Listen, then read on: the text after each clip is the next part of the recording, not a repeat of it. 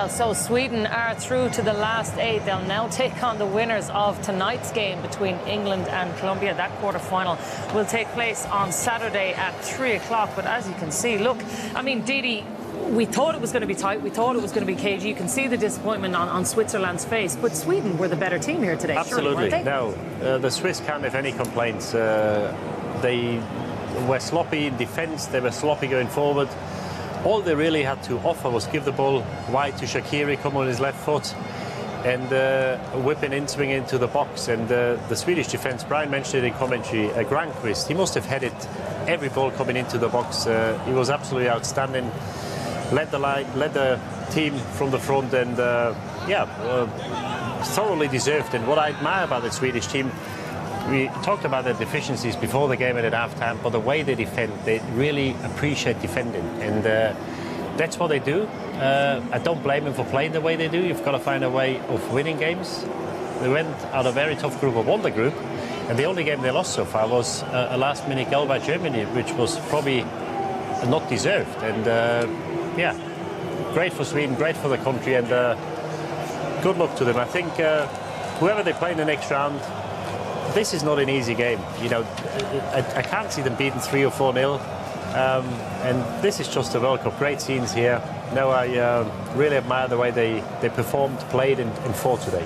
Yeah, they've had one defeat, you know, Switzerland in 26 matches, Hope. They were very, very difficult to break down, and you have to give credit to Sweden today for the way that they went about this. Absolutely. You give all the credit in the world to that work effort, the work rate, the commitment in defense. And at the beginning of this, I said yabba, yabba, yabba, and that's what they did today. And that means work, work, work. And that is their nation's chant that you hear them chanting right now in the background. Yeah, and it worked for them, Damien, you know, to state the obvious. Yeah, like we talk about the beautiful game and we all want, I guess, the beautiful football, but, you know, you have to admire this as well.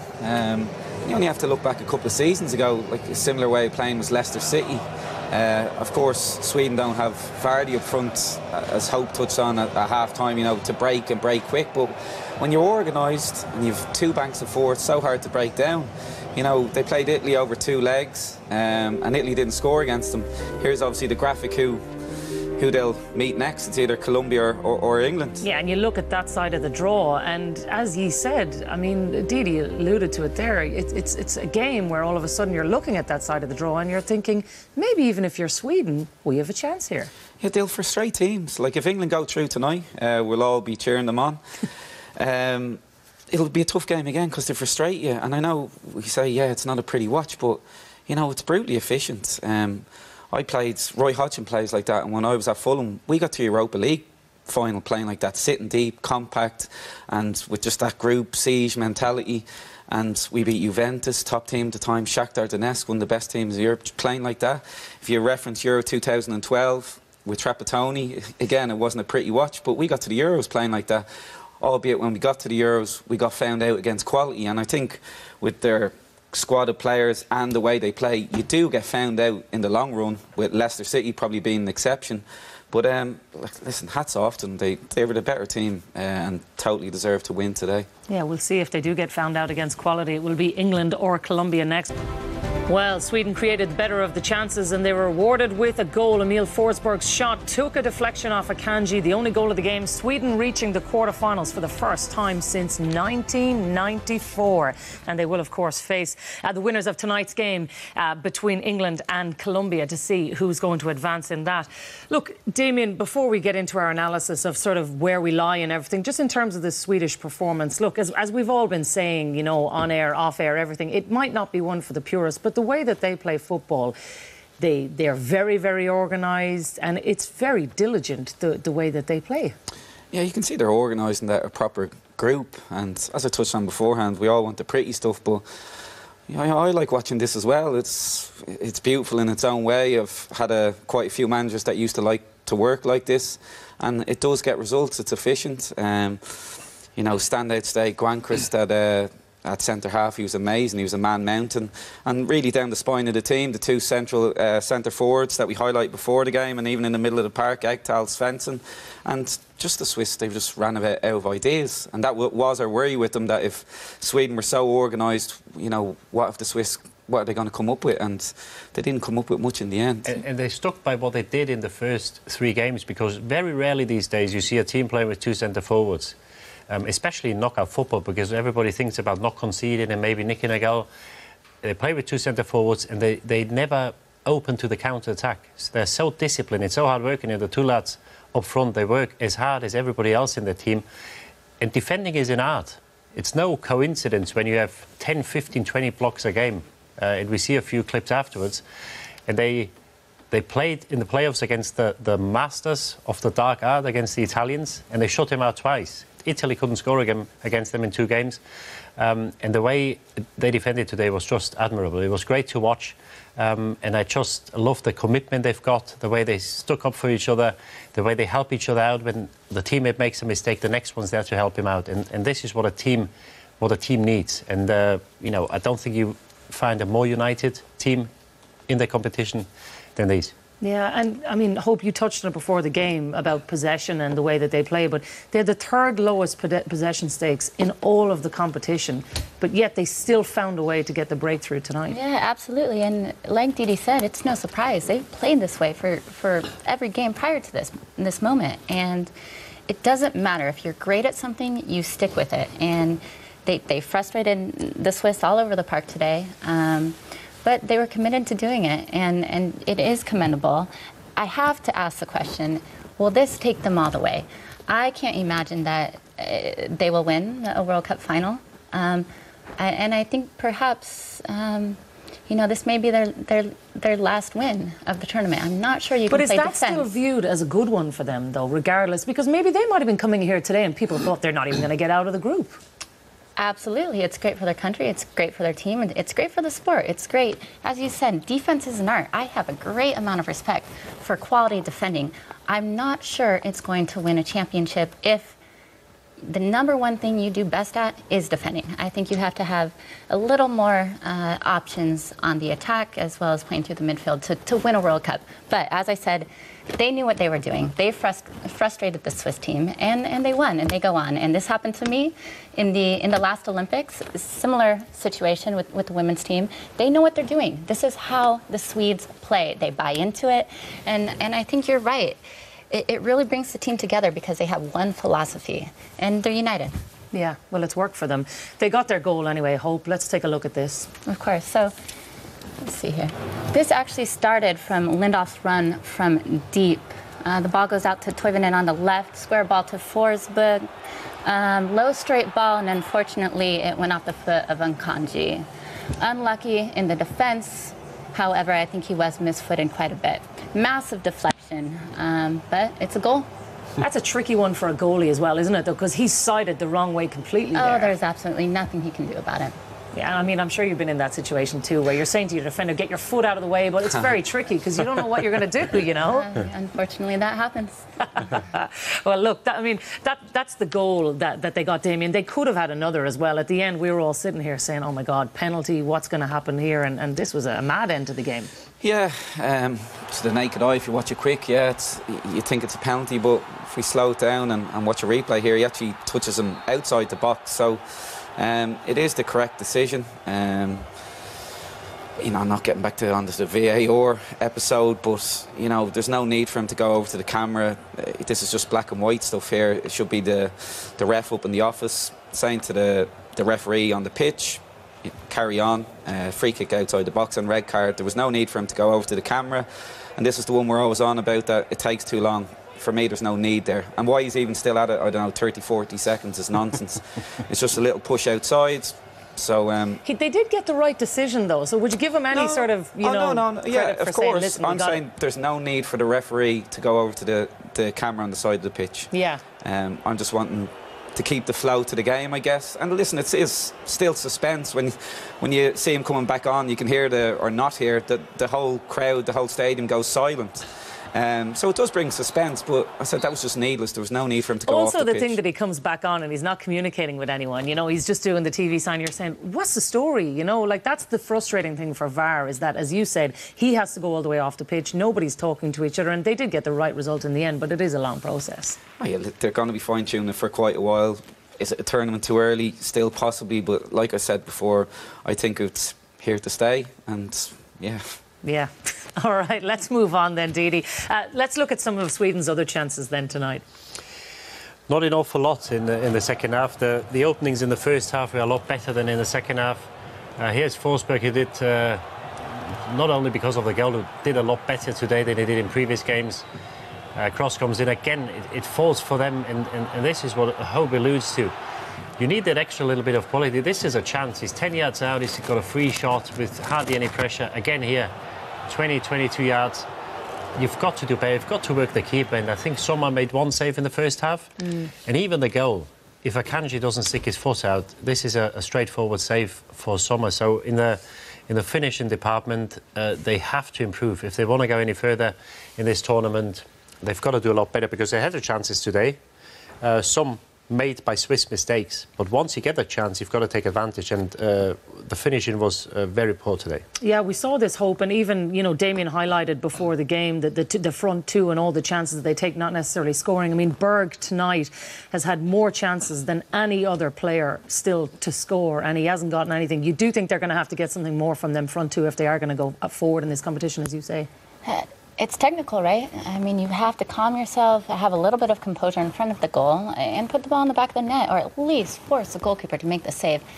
How do you coach that? I mean, you have plenty of opportunities to finish the ball in practice. At some point, it becomes calming yourself down in the game and putting the ball in the net. What do you recommend? Well, it's a habit. You know, this is what, as good as they were defensively, as bad they were in possession sometimes. And what I want to see more of the team, you know, it's great, the defending bit. You've got to appreciate the pass, you've got to appreciate possession, and you've got to appreciate the chance you've been given.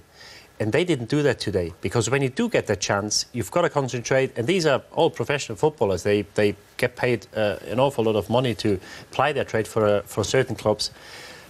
You have to have the concentration, and I think the attitude to want to finish that move. And this is what was lacking, because it's not a team that's creating an awful lot of chances. It's not like Brazil, where you say, well, if you don't score with this one, 5 minutes later we'll have the next one.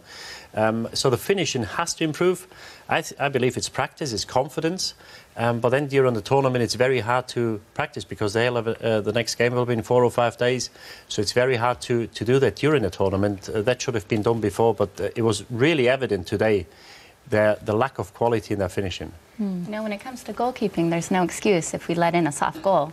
And that's how I look at it. When the ball drops to the feet of a forward, there's no excuse not to collect the ball, compose yourself, and put the ball in the back of the net.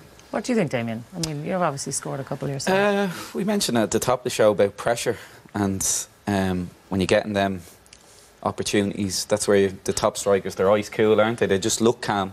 And if you look at all them finishes, they slashed at everything. Even the goal, Forsberg, he slashed at it. It's not a great connection. Ekdal in the first half, he had 2 or 3 good chances again, slashed at it, no great technique in it. And that's where the big boys that handle the pressure, they've just calm, and their technique is perfect, and it's usually just a slot. So that's the big difference for me. Yeah, all right. Well, look, that's the Swedish chances. Let's take a look at the Swiss chances. Nothing fancy here either, Damien, by any account. No. Listen, there's Shaqiri here, and a lot of it came down to crosses, because the Swedes didn't really give them a lot of space centrally, and it had to be from wide. Olsen, Granqvist here with a great clearance. But listen, they huffed and they puffed, and as I said, they ran out of ideas. Again, out wide. Good ball in, you'd have to say, from Rodriguez. Good header, but Olsen, great hands. I'm sure Hope would like that. But I said, nothing really in the end. And, you know, crosses high into the box, that's playing right up Sweden's street. Yeah, well, look, both of them were particularly poor in front of goal, and all 3 of you were highlighting the Swedish defence all day. So let's take a look at it with the 3 of you. Damien, you're going to kick this off, and just, like, this is everything that was good about Sweden today. But this is them, you know, 2 legs, 180 minutes against Italy. This is how they played. Backs to the wall, bodies on the line, you know, loving your shirt, wanting to die for your shirt. And I said, this is beautiful in its own way as well. You know, all central here, shots and numbers around them. You know, they never look like scoring, Switzerland. And Sweden, the thing you'd have to say, but it looks like they enjoy defending here. They're loving every bit of this. Yeah, and it would be good to hear the the goalkeeper's view, because I think that we saw some defences in the tournament where you may not want to be a goalkeeper. Oh, I would love to play behind this defence. Absolutely. Yeah. Like you said, body on the line. They'll do anything for their colours, for their country. They're playing for each other, and that's fun to play behind as a goalkeeper. These are the defenders that you can only pray to play behind. You even saw Lustig getting his yellow card and his teammates straight over, you know, a hand on the back, because they knew he had put his body on the line for his country. And this is why a team sport, when you've got success in a team sport, you can't beat it. You can't have that in tennis or in golf. When you win as a collective with a group, it's just the best feeling in the world, because they've got huge belief and confidence in each other. They try to stop the cross. Everybody's doing their jobs, and even if the ball comes into the box, they know somebody will head it.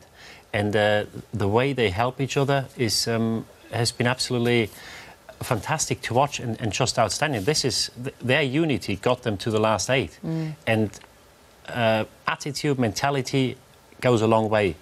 Whether it gets you all the way, I'm not too sure, because especially the finishing, because if they do get the chances in the next round, they've got to take some of these, and I don't think they get as many chances in the next round as they did today. Yeah, well, they're not going to have Lustig now for the next game. Seb Larsson will be back in. How does that change the way that they're going to approach whether they get England or Colombia, Damien? Listen, they're not going to change their setup. You'd imagine Larsson will come back in, even though Svensson did really well today. Lustig is a big loss because he's an ever-present for Celtic and Sweden. But you'd imagine they just look so well drilled that anyone that comes in will just fit in perfectly. It's not going to be a square peg and round hole stuff. So, you know, it's going to be a tough task for whoever they play, whether it be Colombia or England. Yeah, that's for sure. Well, look, there was a lot of great things that they did, Didi, but even towards the end of the game, you were talking about the nous that they showed and their ability to just close out a game. Well, I think they chose an experienced team and the good teams. The good teams found a way to close games out, and if the Japanese have got a television on the plane they're sitting on now, maybe they should have a look at this. This is 89 minutes played. They get a corner here. They're on 20, 30 seconds off the clock, and then they commit 1 player, 2 players forward, and they leave 5 or 6 behind. And what they do here I like as well, because when you start wrestling at the corner flag, where we see a lot, usually a foul is given against the Swedish player, tries to get another corner, doesn't get it, but what do? They've got 10 men behind the ball, and they close the goal kick from the keeper down. And if Japan had done that yesterday, they would have got to extra time where they would have gone through, we don't know, but at least it would have given them a shot to have a look whether they can beat Belgium in extra time. And this is what I like. You've got to play the game. It might not be pretty to watch, and people sit at home and say, why does he kick the ball out of play? No, you've got to do what's right at the right time. And the way they closed the game out and the way they restricted Swiss to hardly a chance was just fantastic, and they thoroughly deserved their place in the last 8.